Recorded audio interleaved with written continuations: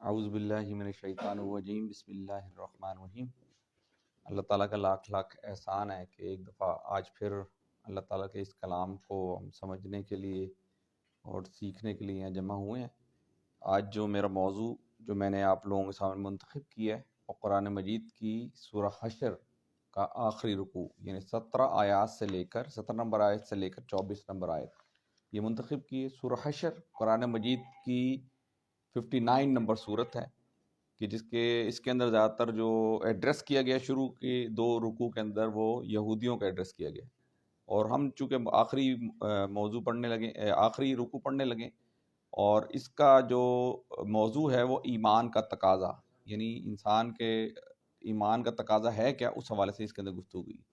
پہلے میں اس کی 1-2 ورسز پڑھ لیتا ہوں، بلکہ پوری ورسز پڑھ لیتا ہوں، پھر اس کا ترجمہ کر کے اس کو آگے لے کے چلتے ہیں۔ اعوذ باللہ من الشیطان الرجیم، بسم اللہ الرحمن الرحیم۔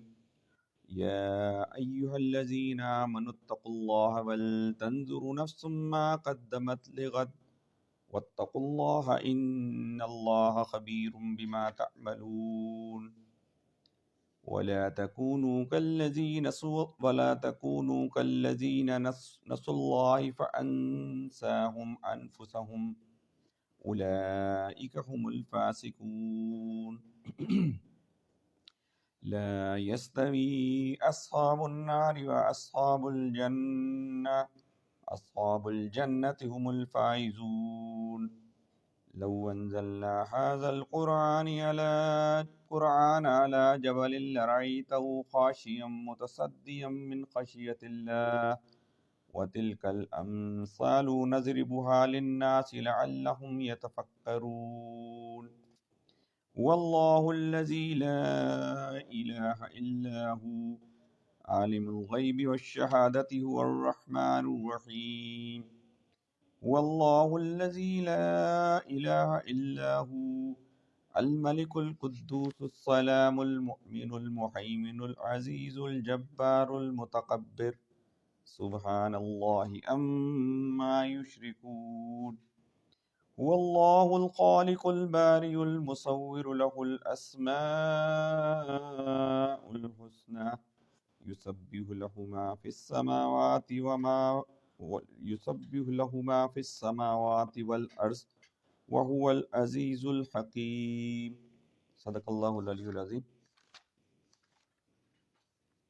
ترجمانی کچھ اس طرح ہے: اے لوگو جو ایمان لائے ہو، اللہ سے ڈرو اور ہر شخص یہ دیکھے کہ اس نے کل کے لیے کیا سامان کیا ہے۔ اللہ سے ڈرتے رہو، اللہ یقیناً تمہارے ان سب اعمال سے باخبر ہے جو تم کرتے ہو۔ ان لوگوں کی طرح نہ ہو جاؤ جو اللہ کو بھول گئے تو اللہ نے انہیں خود اپنا نفس بھلا دیا، یہی لوگ فاسق ہیں۔ دوزخ میں جانے والے اور جنت میں جانے والے کبھی یکساں نہیں ہو سکتے، جنت میں جانے والے ہی اصل میں کامیاب ہیں۔ اگر ہم نے یہ قرآن کسی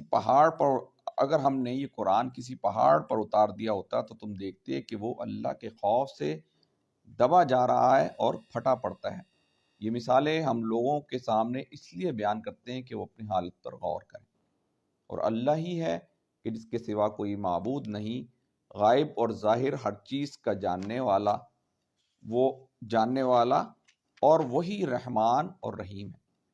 وہ اللہ ہی ہے کہ جس کے سوا کوئی معبود نہیں، وہ بادشاہ ہے نہایت مقدس، سراسر سلامتی، امن دینے والا، نگہبان، سب پر غالب، اپنا حکم بزور نافذ کرنے والا، وہ بڑا ہی ہو کر رہنے والا۔ پاک ہے اللہ اس شرک سے جو لوگ کر رہے ہیں، وہ اللہ ہی ہے جو تخلیق کا منصوبہ بنانے والا اور اس کو نافذ کرنے والا اور اس کے مطابق صورت گیری کرنے والا۔ اس کے بہترین نام ہیں، ہر چیز جو آسمان اور زمین میں ہے اس کی تسبیح کر رہی ہے، اور وہ زبردست اور حکیم ہے۔ ربی اشرح لی صدری ویسر لی امری واحلل عقدۃ من لسانی یفقہوا قولی۔ عزیزان گرامی، قرآن مجید کی یہ وہ واحد صورت ہے کہ جس کے اندر اللہ تعالیٰ کے 14 نام ایک ساتھ جو ہیں وہ صفاتی نام جو ہے اس صورت کی آخری اس کے اندر آئے، اور اس کی بہت ساری آپ نیٹ پہ بھی سرچ کریں گے، بہت ساری اس کی فضیلت جو ہے اس آخری 2-3 آیات کی کہ جس کے اندر اللہ تعالیٰ کے نام بیان کیے، اس کی بڑی فضیلتیں بھی آئیں۔ اس حوالے سے اب ہم اس کو ذرا آیت وائز اس کو لے کے چلتے ہیں۔ سب سے پہلے ایڈریس جو کیا جا رہا ہے ایمان لانے والوں کو، یا ایھا الذین آمنو، اے ایمان لانے والو، یا ایھا الذین آمنوا اتقوا اللہ ولتنظر نفس ما قدمت لغد واتقوا اللہ ان اللہ خبیر بما تعملون۔ اے لوگو جو ایمان لائے ہو، اللہ سے ڈرو، اللہ سے ڈرو، اور ہر شخص یہ دیکھے کہ اس نے کل کے لیے کیا سامان کیا ہے، اور اللہ سے ڈرتے رہو، اللہ یقیناً تمہارے ان سب اعمال سے باخبر ہے جو تم کرتے ہو۔ عزیزان کرام، یہ جو پہلی آیت کے اندر اللہ تعالیٰ نے 2 مرتبہ یہ کہا ہے کہ یا ایھا، ایمان لانے والے کو مخاطب کیا گیا، اور کہا یا ایھا الذین آمنوا اتقوا اللہ، یعنی یہاں اللہ سے ڈرو۔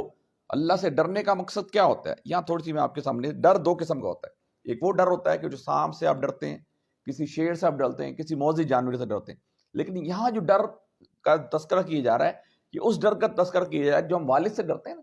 والد سے ہم اس لیے نہیں ڈرتے، بلکہ والد سے محبت کی وجہ سے ڈرتے ہیں، کہیں وہ ہم سے ناراض نہ ہو جائیں، کہیں ان کے احساسات مجروح نہ ہو جائیں، کہیں وہ ہم سے مایوس نہ ہو جائیں۔ وہ ڈر ایک بالکل ڈفرنٹ، انٹائرلی ڈفرنٹ ہے، اور یہ ڈر جو ہم کسی موذی جانور سے ڈرتے ہیں وہ بالکل ڈفرنٹ ہے۔ یہاں اللہ سے ڈر کے مقصد یہ، وہ والد والا ڈر کہ اس سے محبت کا تقاضا یہ کہ کوئی ایسا کام، کوئی ایسا عمل، کوئی ایسا آپ کا طریقہ کار ایسا نہ ہو کہ جو اللہ کے احکامات کے منافی ہو۔ تو یہ یہاں پر یہ بتائے گا یا ایھا الذین آمنوا اتقوا اللہ ولتنظر نفس ما قدمت لغد، اے لوگوں جو ایمان لائے ہو، ڈرو، اللہ سے ڈرو، اور ہر شخص سے دیکھے اس نے کل کے لیے کیا سامان کیا کر رکھا ہے۔ اچھا، یہاں پر ایک میں آپ کو یہ تھوڑی سی یہ بتاتا چلوں، یہاں کل سے مراد یہ والی کل نہیں ہے جو ہم یہاں آج رات کو سو کے اٹھے اور صبح اٹھے تھے کل۔ یہاں جس کل کی بات کی جا رہی ہے وہ آنے والا کل، یعنی مرنے کے بعد جی اٹھنے کا ورڈ، جی جب ہم اٹھیں گے، جس کے اندر قرآن مجید کے اندر ہے والبعث بعد الموت، کہ بڑا کل تو وہ ہے کہ جو کہ مرنے کے بعد جب اٹھایا جائے گا اور سب سے حساب کتاب لی جائے گا۔ ابھی دیکھیے اس کے حوالے سے بتائے، اے لوگوں جو ایمان لائے اللہ سے ڈرو، ہر شخص سے دیکھے کہ اس کل کے بارے میں، وہ جو کل جو کہ آنا ہے، کہ جو کہ بہت بڑا کل ہوگا، کہ جس کی بہت لمبا حساب کتاب ہوگا، اور جس کل کے بعد ہم نے بہت لمبی ایک زندگی یہاں وہاں اسٹارٹ کرنی ہوگی، اس کل کے بارے میں بتایا جا رہا ہے کہ ہر شخص یہ دیکھیے اس نے کل کے لیے کیا سامان کر رکھا ہے۔ اب یہ دیکھیے کل، ایک تو یہ کہ اس کائناتی حکومت کے اندر، یعنی اس کائناتی حکومت کے اندر ایک بینک ہے جو کہ امپیریل بینک، کائناتی جو حکومت، پوری حکومت جو کس کی کائنات ہے، وہ آگے جا کے بتایا جا رہا ہے کہ پوری کی پوری حاکمیت، پوری کی پوری فرمانروائی، پوری کی پوری طاقت، پوری کی پوری کائنات کے اندر حکومت کس کی ہے؟ اللہ رب العالمین کی۔ اس کائنات کا جو بینک ہے، بڑا بینک جس کو امپیریل بینک کہتے ہیں، تو اللہ تعالیٰ کہتا ہے کہ تم نے وہاں کیا جمع کر رکھا ہے، کیا وہاں جمع کرنے کے لیے تم کیا بھیج رہے ہو؟ تو پھر آگے جا کے پھر بتایا جائے وَلْتَنْظُرُ نَفْسٌ مَا قَدَّمَتْ لِغَدٍ وَاتَّقُوا اللَّهَ۔ دوبارہ کہا جا رہا ہے کہ اللہ سے ڈرو، دوبارہ کہا جا رہا ہے، یعنی اس لیے کہ لوگ مشرکین مکہ اس بات کو مان نہیں رہے۔ جو یہودی ہیں، جو کتاب پر ایمان لاتے ہیں، وہ اللہ کو بھی مانتے ہیں لیکن ان باتوں پہ عمل نہیں کر رہے۔ پیچھے کافی ڈائلاگس ان کے چلیں، تو اللہ تعالیٰ ان کو بھی کہہ رہا ہے، مسلمانوں کو بھی کہہ رہا ہے، تمہیں کیا ہو گیا کہ تم کیوں نہیں مان رہے؟ کہ اللہ کا تقوی اختیار کرو، اللہ سے ڈرو، اور ہر شخص یہ دیکھے اس نے کل کے لیے کیا سامان کر رکھا ہے۔ اللہ سے ڈرتے رہو، یقیناً اللہ تمہارے ان سب اعمال سے باخبر ہے جو تم کرتے ہو۔ یعنی جو تم نے یہاں کمایا، یہ جو میں اب کما رہا ہوں، یعنی ہم نے پچھلی جو سورت پڑھی تھی کہ جس کے اندر ہم نے پڑھا تھا، یہ شیخ صاحب نے بھی اس کے اوپر درس دیا ہے کہ ہمارے اندر جو غیبت، تجسس، بہتان، جھوٹ، اس طرح کی بہت ساری معاشرتی بیماریاں، کہ جو سوشل ایولز، جو کہ ہم نے لاسٹ ٹاپک کے اندر ڈسکس کیے تھے، کہ نبی مہربان صلی اللہ علیہ وسلم فرمائے کہ قیامت والے دن لوگ، تمہیں معلوم ہے کہ قیامت والے دن مفلس کون ہوگا؟ نبی صحابہ کرام نے پوچھا کہ اللہ کے نبی ہمیں تو نہیں پتہ۔ انہوں نے اپنی طور سے ڈیفائن کیا، مفلس وہ ہے کہ جس کے پیسے نہیں۔ نبی مہربان صلی اللہ علیہ وسلم، مفلس تو وہ ہے جو قیامت والے کے دن جو پہاڑ کے برابر نیکیاں لے کے آئے گا، لیکن اس نے کسی کا مال کھایا ہوگا، کسی کو ناحق قتل کیا ہوگا، کسی کے ساتھ ناانصافی کی ہوگی، کسی کی غیبت کی ہوگی، کسی کا تجسس کیا ہوگا، کسی کا بہتان کیا ہوگا، تو وہ سارے کے سارے جو اس کے اعمال، جو اس نے نیکیاں کمائی تھی، وہ نیکیاں آہستہ آہستہ ان کو بانٹتے چلے، یہاں تک کہ وہ نیکیاں ختم ہو جائیں گی۔ پھر بھی لوگ آگے تقاضا کر رہے ہوں گے۔ پھر اللہ تعالیٰ کے نبی فرمایا کہ پھر یہاں تک ہوگا، پھر ان کے گناہ جو اس کے ساتھ دے دیے جائیں گے، اور وہ پہاڑ کے مانند جو نیکیاں تھیں وہ گناہوں کے اندر تبدیل ہو جائیں گی، اور اس کو اٹھا کے جہنم کے اندر پھینک دیا جائے گا۔ تو یہاں پر یہ فرمایا جا رہا ہے یہ کہ اللہ تعالیٰ سب کچھ جاننے والا ہے۔ اللہ تعالیٰ یعنی اللہ یقیناً تمہارے ان سب اعمال سے اللہ تعالیٰ باخبر ہے جو تم کرتے ہو. آگے چلیے. وَلَا تَكُونُوا كَالَّذِينَ نَسُوا اللَّهَ فَأَنسَاهُمْ أَنفُسَهُمْ أُولَٰئِكَ هُمُ الْفَاسِقُونَ. یہ دیکھیے یہ بڑی ایک امپورٹنٹ یہ جو آیت ہے بہت زبردست آیت ہے کہ جس کے بارے میں ڈاکٹر محمد اقبال سے ایک دفعہ ایک نظریہ خودی کسر رنہا لا الہ الا اللہ، ڈاکٹر اقبال صاحب نے، علامہ محمد اقبال صاحب نے ایک خودی کا ایک کانسیپٹ، ایک نظریہ پیش کیا بال جبری کے اندر، جبریل کے اندر، بانگ درا کے اندر. بہت زبردست کانسیپٹ جو ہے نا. یہ جو آیت ہے یہ خودی کا جو فلسفہ جو ہے نا ان کا، اس کی جو مین سورس تھی وہ یہ آیت تھی. ایک دفعہ نذیر نیازی صاحب وہ ایک دفعہ آتے ہیں علامہ اقبال کے پاس اور یہ کہتے ہیں کہ ڈاکٹر صاحب آپ مجھے یہ بتائیں کہ آپ کا جو یہ فلسفی کا یہ خودی کا جو نظریہ ہے، یہ خودی کا جو کانسیپٹ جو آپ نے لیا ہے، اس کے بارے میں آپ نے کیسے تحقیق، کہاں سے آپ کو یہ ملا، سورس کہاں سے ملی؟ انہوں نے کہا ٹھیک ہے تم کل جو ہے میرے پاس آ جانا. وہ جناب کاغذ قلم لیتے ہیں، بڑا انتظار کرتے ہیں کہ بھئی مجھے بڑا مشکل سے ٹائم مل گیا ہے، ایک ایسے زبردست اسکالر سے، ایک ایسے زبردست مدبر سے، ایک ایسے زبردست شاعر مشرق سے، مجھے حکیم الامت اور شاعر مشرق سے ٹائم مل گیا، آج تو میرا بڑا زبردست دن گزرے گا. وہ اگلے دن کاغذ قلم لے کے جاتے ہیں، وہاں جا کے کتاب لے کے جاتے ہیں اور ڈائری بھی لے کے جاتے ہیں، وہاں جا کے بیٹھتے ہیں اور ڈاکٹر وہ علامہ اقبال کے پاس بیٹھتے ہیں، کہتے ہیں جی بتائیے اب آپ نے جو خودی کا جو اتنی بڑی زبردست قسم کا جو فلسفہ پیش کیا ہے کہ جس کے بارے میں جو نے پوری اس وقت پوری دنیا کے اندر تہلکہ مچا ہے، وہ کیا ہے؟ تو انہوں نے کہا کہ وہ سامنے قرآن مجید پڑھا، وہ نکال کے لاؤ. جب قرآن مجید نکال کے لاتے ہیں تو ان کو کہتے ہیں یہ آیت پڑھو کہ وَلَا تَكُونُوا كَالَّذِينَ نَسُوا اللَّهَ فَأَنسَاهُمْ أَنفُسَهُمْ أُولَٰئِكَ هُمُ الْفَاسِقُونَ، کہ ان لوگوں کی طرح نہ ہو جاؤ کہ جنہوں نے اللہ کو بھول گئے تو اللہ نے انہیں خود اپنا نفس بھلا دیا، یہی لوگ فاسق ہیں. یہ آیت انہوں نے پڑھ کے دی. انہوں نے کہا میں نے خودی کا جو کانسیپٹ تھا، خودی کا جو نظریہ تھا، وہ اس کی جو مین بیسک سورس تھی وہ یہ آیت تھی. ابھی دیکھیے خودی کا جو کانسیپٹ ہے کہ جس کے بارے میں آج جو ہماری جدید دنیا جو کہ میں آپ کے سامنے رکھتا ہوں کہ جو جدید دنیا کا کانسیپٹ کیا آپ نے سنا ہوگا، ہم یہ ڈارون کا ارتقائی نظریہ آپ نے سنا ہوگا نا. ڈارون ایک سائنٹسٹ تھا کہ جس نے یہ ارتقائی نظریہ پیش کیا کہ انسان پہلے بندر تھا، بندر سے پھر وہ آہستہ آہستہ شکل اس کی بدلتی رہی، پہلے اس کی دم ختم ہو گئی، پھر انسان کی شکل میں آ گیا.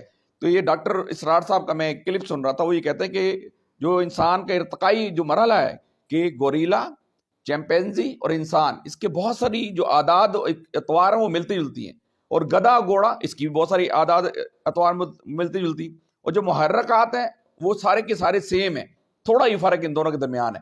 تو یہ جو انہوں نے جو نظریہ پیش کیا، ڈارون نے نظریہ پیش کیا، اور جدید جو یہ یورپین کلچر ہے وہ اس بات کا قائل ہے کہ انسان کو اس قید و بند میں قید نہیں کرنا چاہیے، جبکہ اسلام کہتا ہے کہ جو آپ کے جی وَلَا تَكُونُوا كَالَّذِينَ نَسُوا اللَّهَ فَأَنسَاهُمْ أَنفُسَهُمْ أُولَٰئِكَ هُمُ الْفَاسِقُونَ، اور ان لوگوں کی طرح نہ ہو جاؤ جو اللہ کو بھول گئے تو اللہ نے خود انہیں اپنا نفس بھلا دیا، یہی لوگ فاسق ہیں. تو عزیزان گرامی، میں آپ کے سامنے ایک علامہ محمد اقبال کا ایک شعر رکھتا ہوں. انہوں نے کہا کہ انسان جو ہے نا وہ اپنی خودی کو بھول چکا ہے، اس کو جس مقصد کے لیے اس دنیا کے اندر لے کے آئے تھے، جس مقصد کے لیے اللہ تعالیٰ نے اس کو تخلیق کیا تھا، اس مقصد کو بھول گیا. اچھا وہ یہ کہتے ہیں کہ انسان غافل اس سے نہیں، تو خود اس نے اپنے آپ کو یہ تو اللہ نے انہیں خود اپنا نفس بھلا دیا، یعنی وہ اپنے آپ سے غافل ہو گیا. غافل ہونے سے مطلب یہ نہیں ہے وہ کبھی اپنا کھانا پینا تو نہیں بھولا، انسان اس سے تو غافل نہیں ہوا.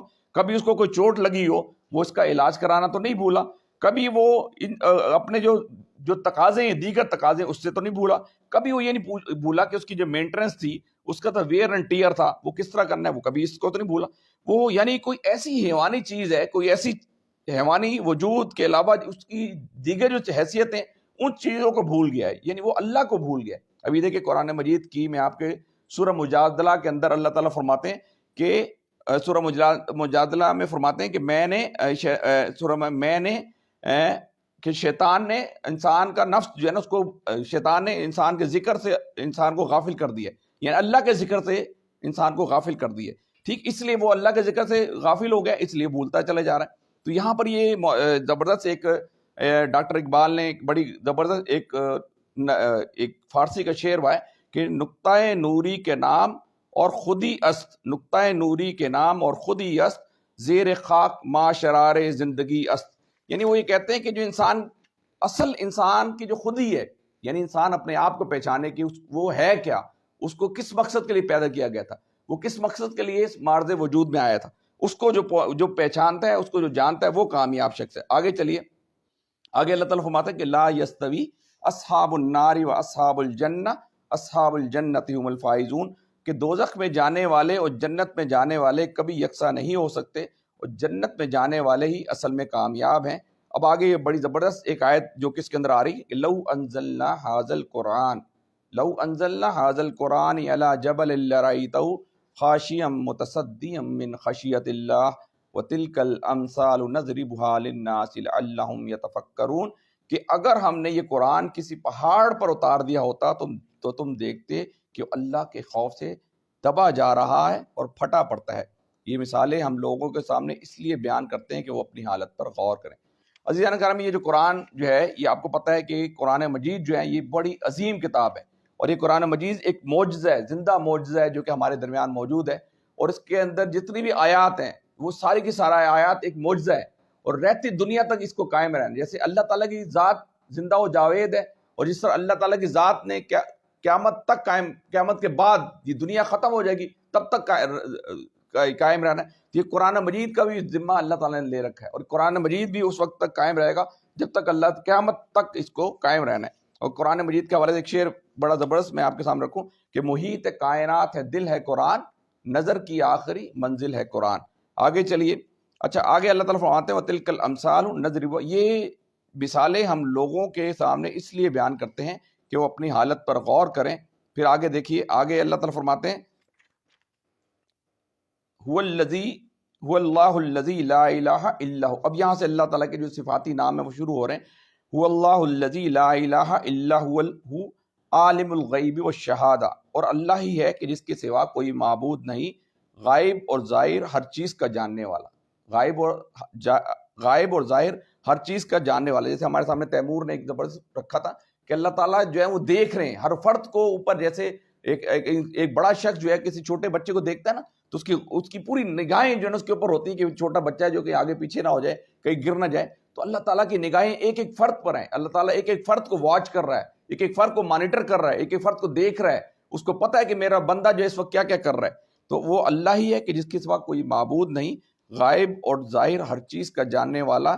پھر آگے هو الرحمن الرحیم، وہ رحمان بھی ہے اور رحیم بھی ہے، یعنی هو اللہ الذی لا الہ الا هو، کہ اور اللہ ہی ہے کہ جس کے سوا کوئی معبود نہیں۔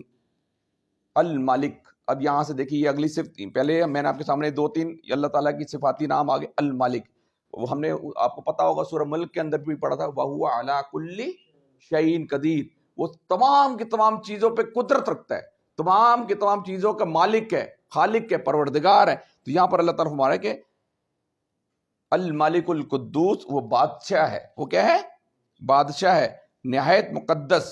ٹھیک، اب یہ دیکھیے میں آپ کے سامنے چند آیات کہ جس کے حوالے سے مولانا مودودی رحمۃ اللہ نے لکھی ہیں کہ زمین و آسمان میں جو بھی ہیں اس کی مملوک ہیں اور سب اس کے تابع فرمان ہیں۔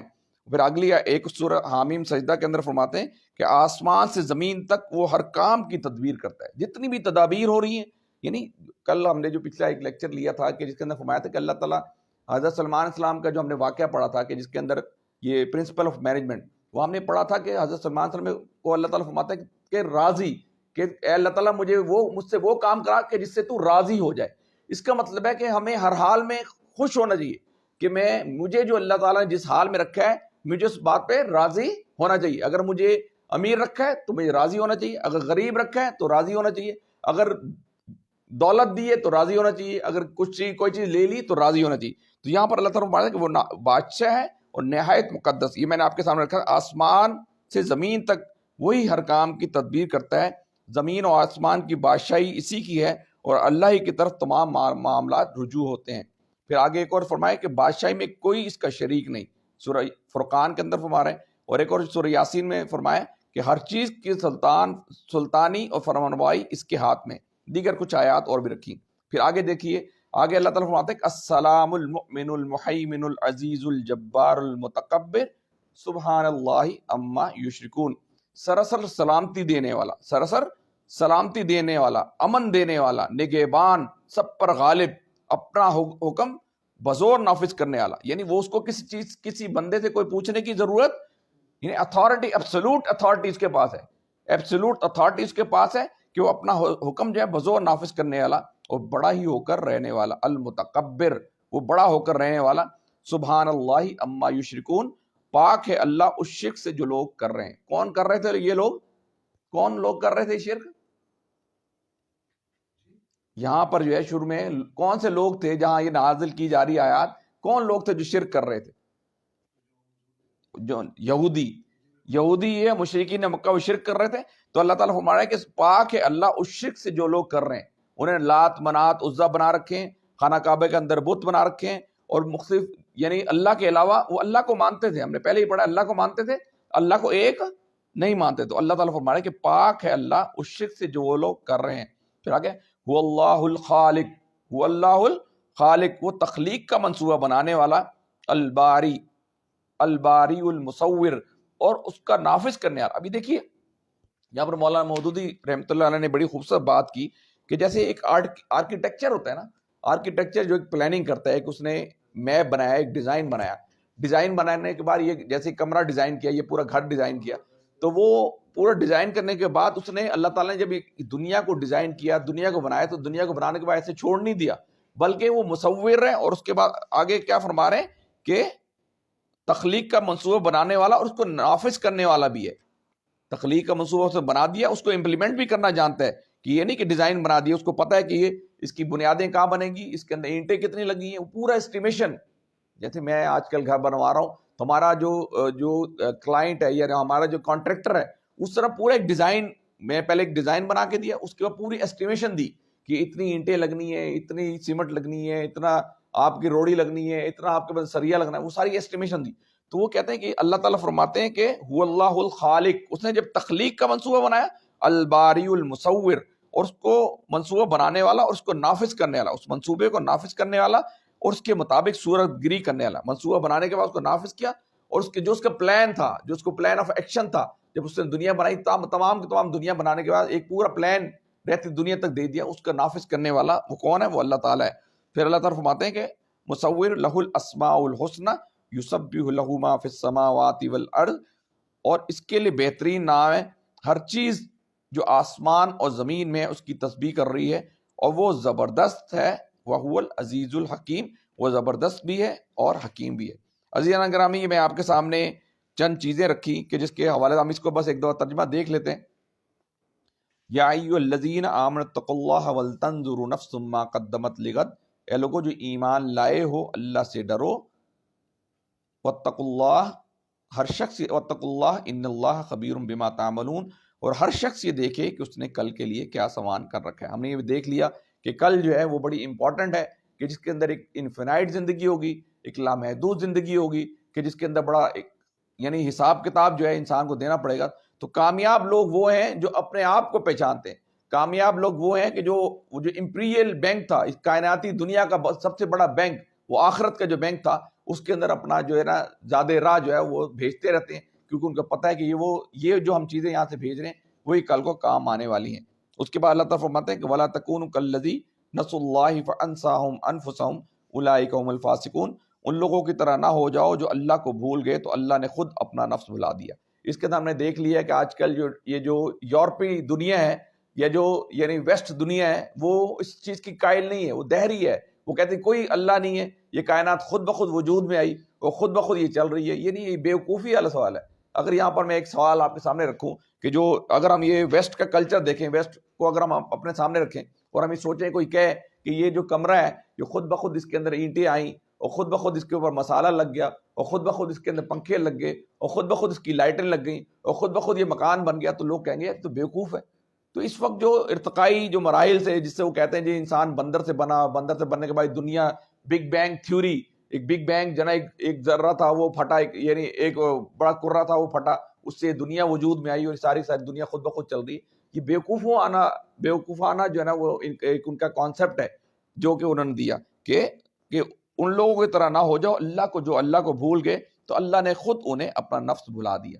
یعنی اس لیے کہ وہ اللہ تعالیٰ کو بھول گئے تو انہوں نے اللہ تعالیٰ نے ان کو اپنا نفس بھلا دیا۔ وہ غافل ہو گئے، اس چیز سے غافل ہو گئے، وہ اپنی خود ہی سے غافل ہو گئے، کیونکہ ان کے ذہن میں ہے کہ یہ انسان چونکہ حیوان ہے اور اس کی حیوانی جبلت ہے، کوئی ماں نہیں، کوئی بیٹی نہیں، کوئی بیوی نہیں، جس سے چاہے آپ زنا کر لیں، جس سے چاہے آپ ہم بستری کر لیں، جس کو چاہے جتنے مرضی کپڑے پہن لیں، جتنے مرضی کپڑے اتار دیں. تو یہ کلچر جو ہے اللہ تعالیٰ کہہ رہے ہیں کہ وہ جو اللہ کو بھول جاتے ہیں، جو اللہ کو بھول جاتے ہیں تو اللہ تعالیٰ ان کو اپنا نفس خود بجھا دیتا ہے، اور یہی فاسق ہیں، یہی گمراہ ہیں، یہی گندگی اور غلاظت میں پڑے ہوئے، اور ان کا انجام دیکھتے ہیں. پھر آگے اللہ تعالیٰ فرماتے ہیں کہ دوزخ میں جانے والے اور جنت میں جانے والے کبھی یکساں نہیں ہو سکتے، اور جنت میں جانے والے ہی اصل میں کامیاب ہیں. پھر آگے اللہ تعالیٰ قرآن مجید کے حوالے سے لو انزلنا ھذا القرآن، یعنی ہم دیکھیں حضرت موسیٰ علیہ السلام کی بات میں آپ کے سامنے کہ موسیٰ علیہ السلام جب کوہ طور پہ گئے نا، تو ایک دعا کچھ لوگوں نے کہا، یہ ان کے ذہن میں خیال آیا کہ مجھے اے اللہ تعالیٰ مجھے اپنا دیدار کرا دیجیے، مجھے اپنا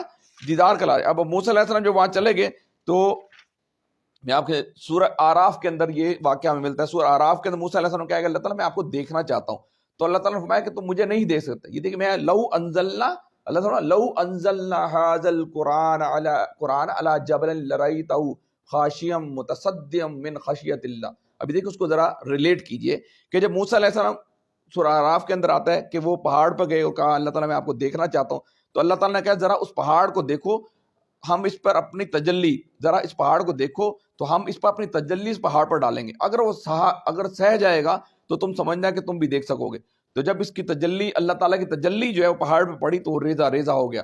تو بلا واسطہ حضرت موسیٰ علیہ السلام بیہوش ہو گئے کہ وہ تجلی ذات باری تعالیٰ کی تھی. تو یہاں پہ اللہ تعالیٰ ایک یعنی ضمناً ایک بات کر رہے ہیں، انڈائریکٹلی ایک بات کر رہے ہیں کہ لو انزلنا ھذا القرآن علی جبل لرأیتہ، کہ اگر ہم یہ قرآن کسی پہاڑ پر کسی پہاڑ پر اتار دیا ہوتا تو تم دیکھتے کہ وہ اللہ کے خوف سے دبا جا رہا ہے اور پھٹا پڑتا ہے. پھر آگے اللہ تعالیٰ وَتِلْكَ الْأَمْثَالُ نَضْرِبُهَا، یہ مثالیں ہم لوگوں کے سامنے اس لیے بیان کرتے ہیں کہ وہ اپنی حالت پر غور کریں. یہ ساری مثالیں دی.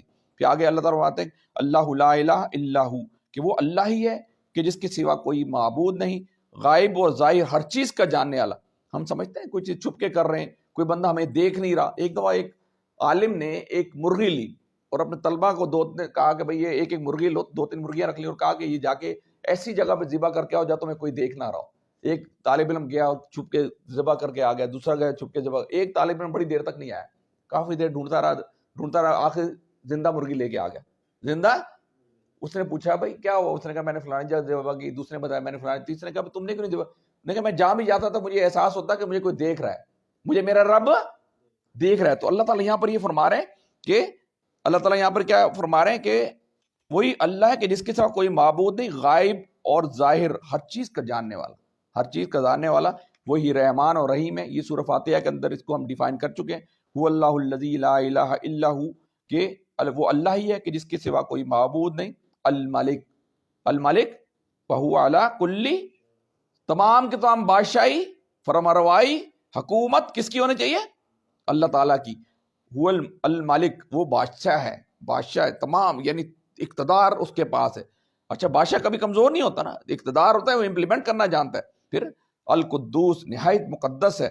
پھر آگے اللہ تعالیٰ فرماتے ہیں سراسر السلام المؤمن، سراسر سلامتی دینے والا، امن دینے والا، نگہبان. یہ ساری خاصیتیں ہیں. یعنی بادشاہ کے پاس یہ ساری قوت ہوگی تو وہ ہی کرے گا نا. تو وہ بادشاہ، وہ کہہ رہے ہیں بادشاہ جو ہے وہ بڑا مقدس ہے، پاکیزہ ہے. وہ ایسا نہیں کہ اپنے چیزوں کا استعمال. پھر امن دینے والا، نگہبان، سب پر غالب رہنے والا، اور اپنا حکم بزور نافذ کرنے والا، اور بڑا ہی ہو کر رہنے والا. پاک ہے اللہ اس شرک سے جو لوگ کر رہے ہیں. وہ اللہ ہی ہے جو تخلیق کا منصوبہ بناتا ہے. اس میں کیا میں نے مثال دی تھی جی؟ آپ بتائیں ذرا شیخ صاحب. نہیں دے، میں نے آپ کو بتایا تھا هو اللہ الذی، هو اللہ الخالق الباری المصور. جی میں نے آپ کو بتایا وہ اللہ ہی ہے جو تخلیق کا منصوبہ بنانے والا اور اس کو نافذ کرنے والا اور اس کے مطابق صورت گری کرنے والا. اس کی مثال دی تھی میں نے جی. اس کی مثال میں نے آپ کو یہ دی تھی، اس کی مثال میں نے آپ کو یہ دی تھی کہ جیسے ایک آرکیٹیکٹ ہے نا، آرکیٹیکٹ کوئی بلڈنگ بناتا ہے تو وہ ایسٹیمیشن دیتا ہے. میرا ایک کانٹریکٹر ہے کہ جو میرا مکان بنا رہا ہے، اس نے پوری ایسٹیمیشن دی کہ سر یہ جو آپ نے گھر بنانا ہے اس میں اتنی اینٹیں لگیں گی، اتنا سریا لگے گا، اتنا جو نا وہ پلستر لگے گا، اتنا سیمنٹ لگے گا، اتنی ٹائلز لگی ساری. تو وہ اللہ تعالیٰ یہ اللہ تعالیٰ کہتا ہے کہ وہ اللہ ہی ہے جو تخلیق کا، اس نے تخلیق کا جب منصوبہ بنایا تو ایسے منصوبہ نہ بنا کے چھوڑ نہیں دیا، بلکہ اس کو نافذ کرنے والا ہے اور اس کے مطابق صورت گری. اب نافذ کرنے کے بعد اس نے صورت بھی بنانی ہے. اس نے جیسے آرکیٹیکٹ نے آپ کو منصوبہ دے دیا، منصوبہ کرنے کے بعد آپ نے اس کو ریسورسز پرووائڈ کر دی، اور ریسورسز پرووائڈ کے بعد اس کو اس چیز کو منصوبہ اس کو صورت گری بھی کرنی ہے، ٹھیک ہے نا، اس نے آپ کو مکان بھی بنا کے دینا ہے، ٹھیک ہے. تو اللہ تعالیٰ یہاں پر اللہ تعالیٰ یہ فرما رہے ہیں کہ وہ اللہ ہی ہے جو تخلیق کا منصوبہ بنانے والا اور اس کو نافذ کرنے والا اور اس کے مطابق صورت گری بھی کرنا جانتا ہے، ٹھیک ہے. اور اس کے بہترین نام ہے ہر چیز جو آسمان و زمین میں اس کی تسبیح کر رہی ہے، اور وہ زبردست بھی ہے اور حکیم بھی ہے. اللہ تعالیٰ دعا ہے کہ اللہ تعالیٰ مجھے اور آپ کو ان باتوں پر عمل کرنے کی توفیق عطا فرمائے. اقول قولی ھذا استغفر اللہ لی ولکم ولسائر المسلمین.